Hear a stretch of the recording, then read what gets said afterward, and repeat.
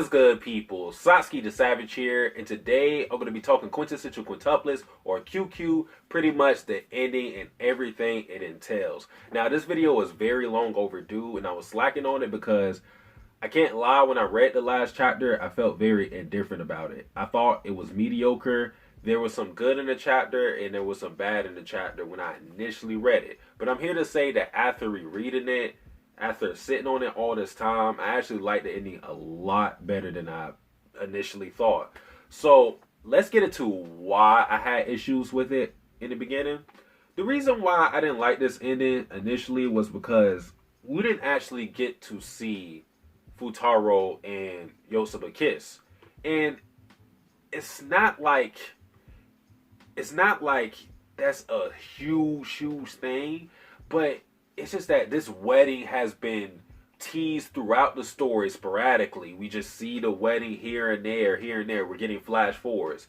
And the pivotal moment isn't showed. It's just something that bothered me, and it really irked me at first. But now, not so much. But that was one of the huge issues I had. And I just felt like things moved very quickly with this last chapter. I can't really explain why I thought that, but it just felt like things were sped through because the actual wedding wasn't that long.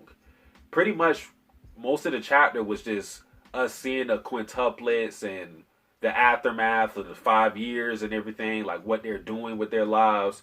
And then we had this weird thing in the end of the chapter where we had a flashback. So like we went 5 years in the future and then we flashed back to the Futaro, and this was before the graduation. So it was weird.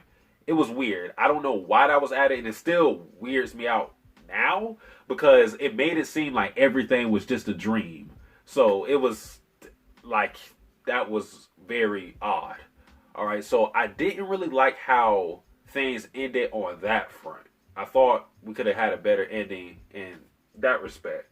But the good that happened in the chapter was just seeing the quintuplets like essentially grow up, because one thing that people wanted, and I wanted this as well, but now thinking about it, it's good that it didn't happen.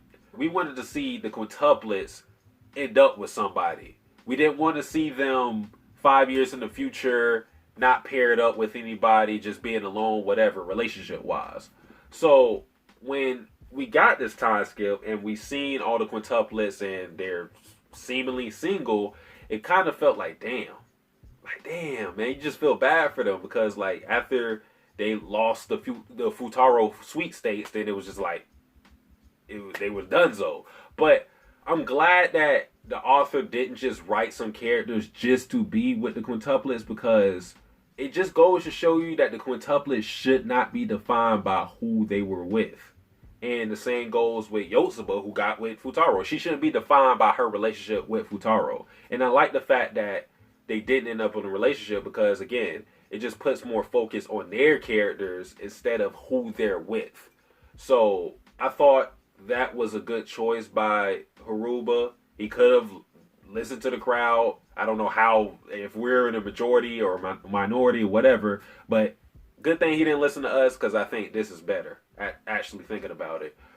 And we saw Ichika have a successful career as an actress. She was in America. She's doing it big.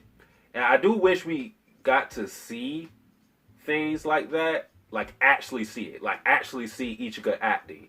Actually see Nino and Miku serving customers and whatnot. Actually seeing Itsuki in a classroom or something like that. I would have liked to have seen that. That was like the only thing I would have changed with their paths and their routes wherever they went with their careers. But it was just good to know what was going on with them.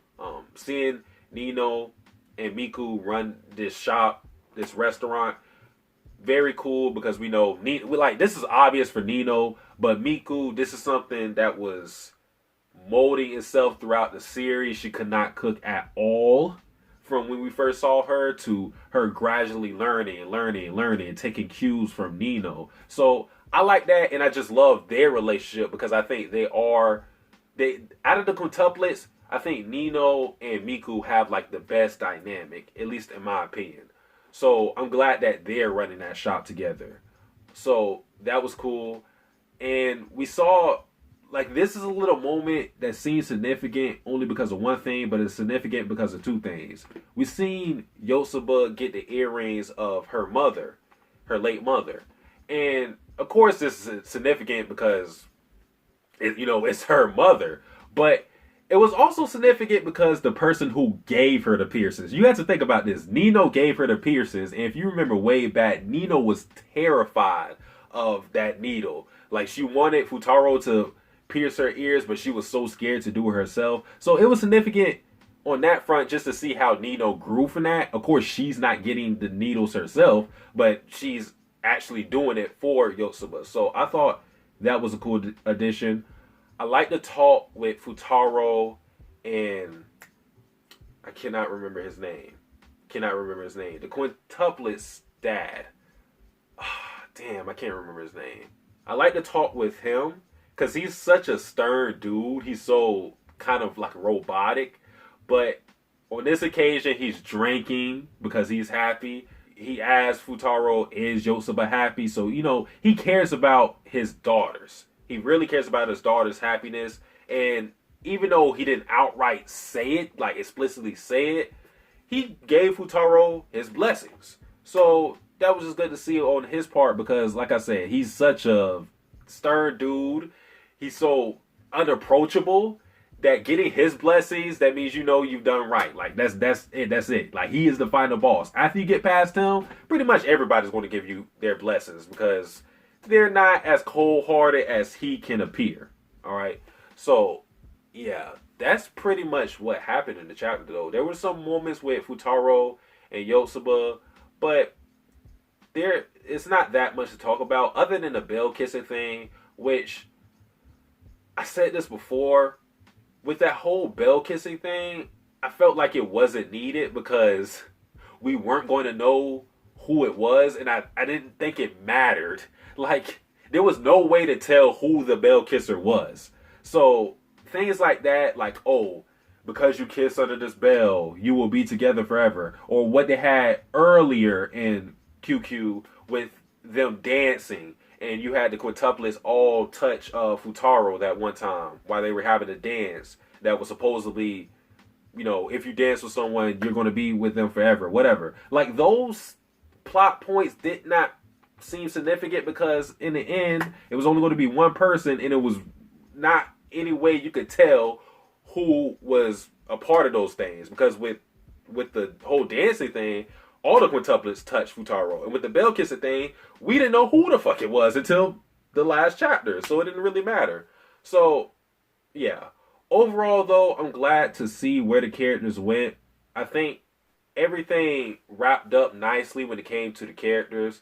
I just wish that the actual ending, the very ending, didn't have the sequence with Futaro having his dream or whatever, because it just felt awkward. I felt like there could have been a better ending to that.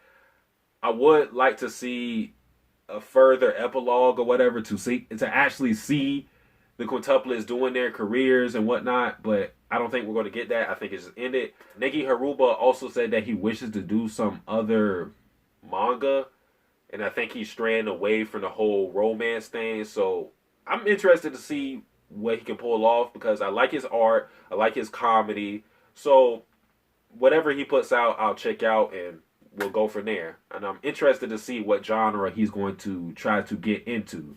So that's pretty much it for the ending. Again, initially I did not like the ending. I was just like, After rereading it, I think I like the ending. And I think the people who don't like this ending mostly are the people who are still scorned by their favorite quintuplet not winning. Get over it, guys. Yotsuba, Suba game. We want it. And I'm saying we, even though Nino is still my favorite quintuplet, but hey, Yotsuba was still my second choice, and I'm happy for her because if I was in Futaro's position, I would have chose Yotsuba.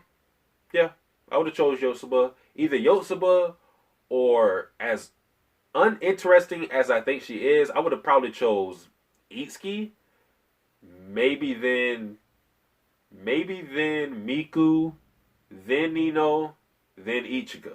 That would have been my choice if I was Futaro. If I'm taking in their personalities and I'm bringing it into real life. Because I don't think, as much as I love Nino, her real life personality would not pair well with mine. And Ichigo is a bona fide liar, so we are good with that. Miku, she's on the shy side. We can deal with that. Itsuki, sort of a tsundere. We can deal with that because it's not too extreme. Yosuba is a sweetheart. I think she can pair well with anybody in the world. Her only flaw is she's dumb as hell. That's it. That's it. But guys, that is pretty much it for this video. Let me know what you think about this ending. Did you like it? Did you think it was mediocre like me initially? Did you think it was god awful? How do you feel about the ending? Let me know in the comment section. But guys, that is it. Like, comment, subscribe. Satsuki the Savage. I am out. Tasting your soul, you're not in control, just giving you goals. Scared of your past, the future is close. The start is the end is a start. They both for the same, can't tell them apart. Nigga, that's cuz the intro is the outro.